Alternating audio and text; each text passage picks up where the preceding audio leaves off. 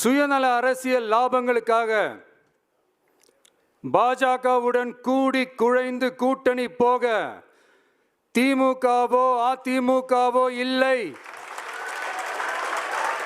நம் தமிழக வெற்றி கழகம்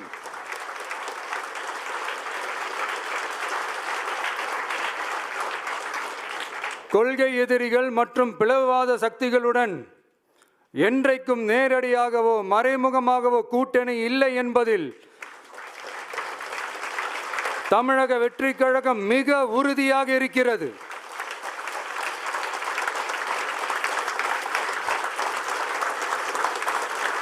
கரூர் துயர சம்பவத்துக்கு அப்புறம் விஜய் கூட்டணி வைக்கிறதுக்கான வாய்ப்பு இருக்கலாம் அப்படின்னு அரசியல் வல்லுநர்கள் தங்களோட கருத்துக்களை தெரிவிச்சிட்டு வராங்க. இதன்படி பாஜக கூட கூட்டணி வைக்கலாம், இல்லனா அதிமுக கூட கூட்டணி வைக்கலாம் அப்படின்னு சொல்லப்பட்டு வந்துட்டு இருக்கு.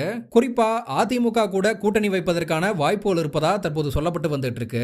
இதன்படி தாவேகாவை கூட்டணிக்கு சிகப்பு கம்பளம் விரிச்சு வரவேற்கும் அளவு அதிமுக ரொம்பவே தயாரா இருக்காங்க. நாமக்கல் மாவட்டம் குமாரபாளையம் தாலுகால நடத்தின பிரச்சார கூட்டத்தின் போது எடப்பாடி பழனிசாமி அவர்கள் கூட்டத்தில் இருந்த தாவேகா கட்சி கொடியை பார்த்துட்டு அங்க பாருங்க கொடியை தூக்கிட்டாங்க, பிள்ளையார் சொல்லி போட்டுட்டாங்க, அதிமுக வைக்க போற கூட்டணி பலமான கூட்டணியா இருக்கும் அப்படின்னு தெரிவிச்சிருந்தாரு.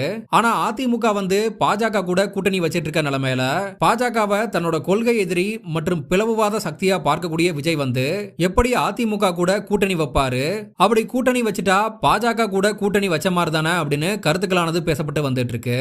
இப்படி இருக்க சூழல்ல தாவேகா கட்சி சார்பில் நடந்த மாநில செயற்குழு கூட்டத்தில் தாவேகா தலைவர் விஜய் பேசியிருந்த வீடியோவானது தற்போது வைரலாகி வந்துட்டு இருக்கு.